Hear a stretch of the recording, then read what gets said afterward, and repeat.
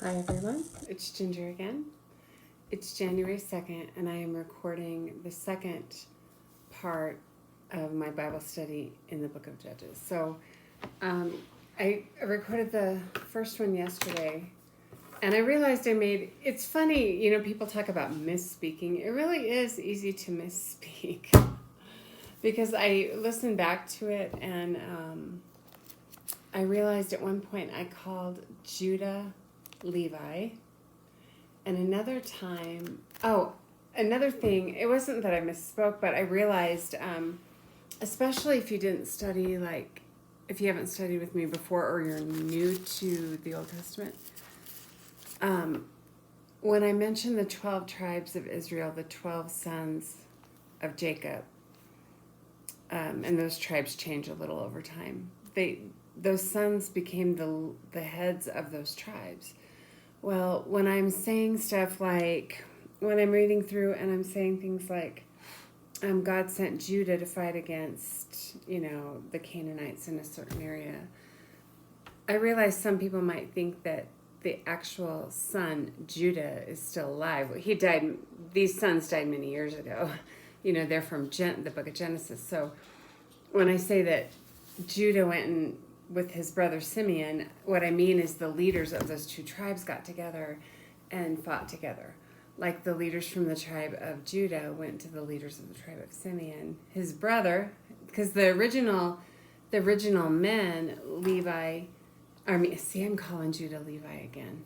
The original men, Judah and Simeon, were brothers. But it's not them directly, it's their... Kenny, would you leave Kitty alone? Getting after it's 11 p.m. at night, a little past that, 11:05 p.m. at night, and I'm just getting to this. I've had a busy day, so I'm still on break from school, so trying to get as much in as I can, but anyway, a couple of the pets are still up with me. So anyway, I just wanted to kind of clarify some of those things. It really is easy to misspeak, like to name one person for another and all that, so hopefully you're astute enough to pick up on it when I make a mistake. A lot of people I watch, they'll edit their videos and put the correct words in writing where they misspoke or something. I really haven't learned to do that yet. I don't know. This is new to me. I need to learn to do that. But anyway. So remember, the book of Judges, they're deliverers is what they are. Or helpers, and also military types that save the people or help the people and these people of God, they keep getting away from him. They in this book you'll find Joshua. We'll talk about the death of Joshua soon, but when Joshua dies, they don't know how to focus. They don't know how to remain faithful to God without a leader. They keep getting off base, and they will cry out to God. They'll cry out to God, and then God will send a helper, a deliverer, somebody to help them, and they're called judges. But they're more like deliverers, people who come in to save the day. So we talked about how... of course, they enter the promised land. It talks about after the death of Joshua, this happens, but then in a little while, we're also going to go talk about the death of Joshua again. So, but they had gone into these areas, but they hadn't completely rid the area of the people that inhabited prior to them, which God required them to do. So they did take over areas, and they didn't go into the promised land finally after 40 years of wandering in the desert. But they did not completely eliminate all the Canaanites, those people groups that worshipped all the false gods. They didn't completely do that. So God told when the sons of Israel inquired of him, he said, send Judah in to get rid of a lot of these people, and Judah did. He took the tribe of Simeon with him. Judah's tribe took Simeon's tribe with him, and they went and they eliminated a lot of these men. We talked about how they captured this king, Adonai-Bezek, and this king had unjustly cut off the toes and thumbs of like 70 other kings. Every city, every little area having a king of its own. And the Israelites did the same thing to him, and he knew that he had reaped what he had sown. That's another thing I did yesterday. I mixed up reaping and sowing. I think I said reap when I should have said sown.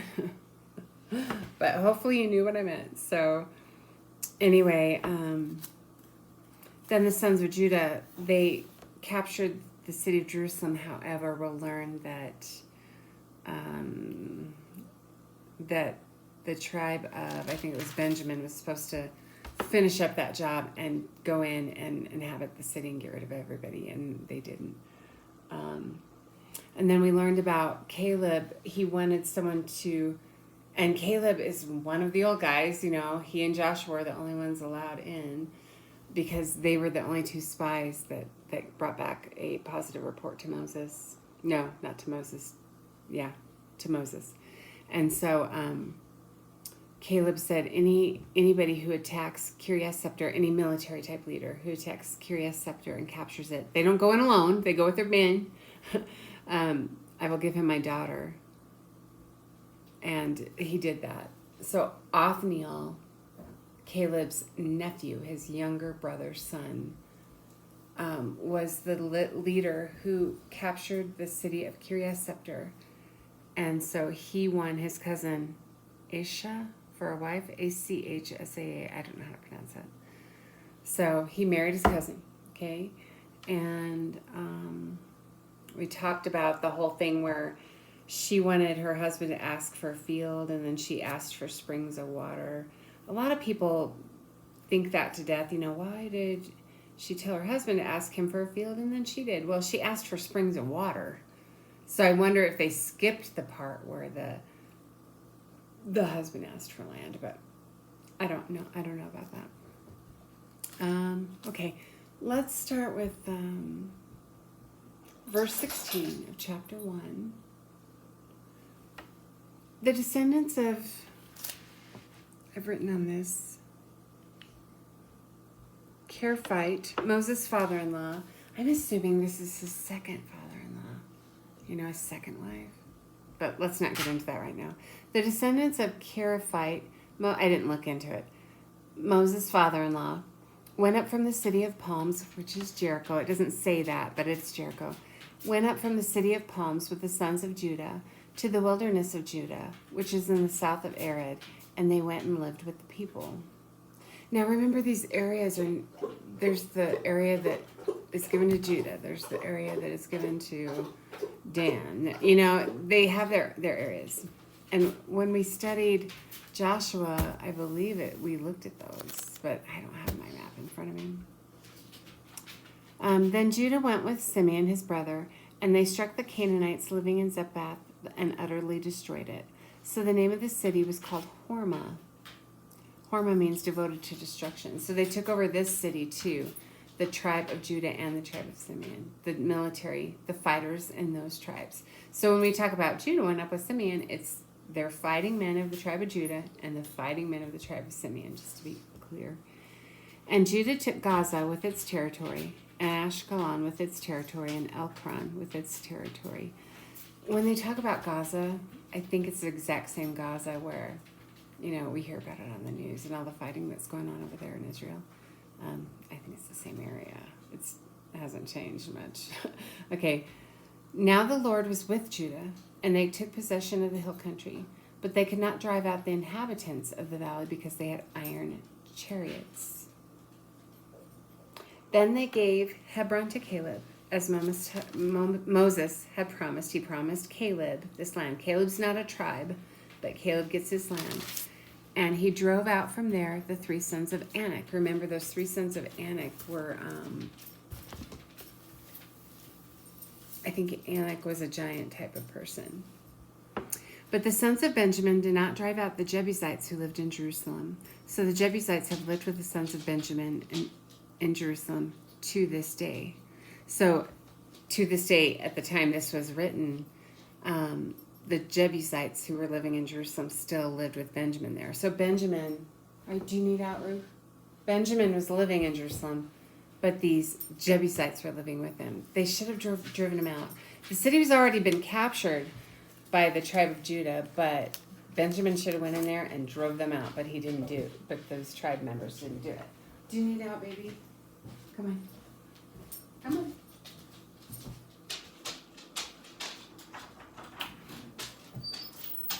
Okay, I'll let you in a minute. Do you need out, too?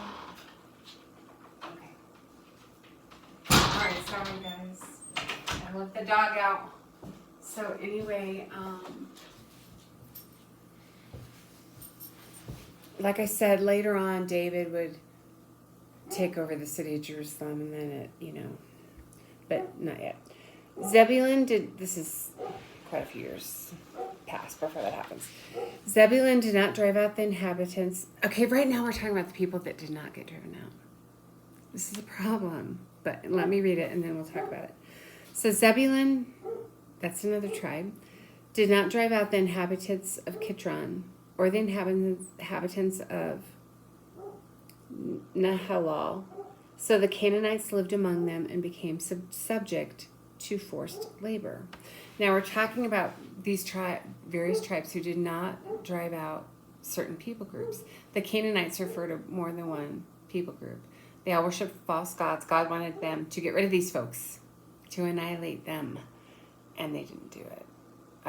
They did in part, but there were a lot of people they let remain, It reminds me of the illegal aliens that we allowed to remain in our country, despite the fact that they're some of them are killing us off. It's just very disturbing. But these people that should have been driven out, that God required to be driven out and were not driven out, will cause problems. And that's one of the reasons that the judges or the deliverers were needed. So let's keep reading. Asher's another tribe. Asher did not drive out the inhabitants of Akko, or the inhabitants of Sidon, or Ahlab, or Achzib, I'm butchering these names, or of Helbah, or Apnik, or of Rehob. So the Asherites lived among the Canaanites, the inhabitants of the land, for they did not drive them out.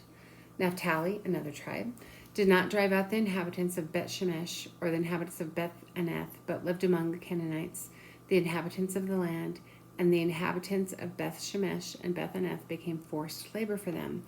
So some of these folks that they should have driven out and didn't drive out, they put these Canaanites to forced labor. Well, I've heard people say this, and I would think it would be true. If you could put people to forced labor, you had the power to take them out, and you didn't do it. So anyway, then the Amorites forced the sons of Dan into the hill country, for they did not allow them to come down to the valley. So Dan, a tribe, is forced up into the hill country because these Amorites, a people group living there, forced them up there. They should have eliminated the Amorites, and it wouldn't have been a problem. They wouldn't have been, harassed and driven out by these Amorites if they had driven them out to begin with. So anyway, yet the Amorites persisted in living in Mount Heres, in Ajalon and Shalbim. But when the power of the house of Joseph grew strong, they became forced labor. So eventually, these people that drove the tribe of Dan out became forced labor as well. So instead of putting them to forced labor, they should have driven them out.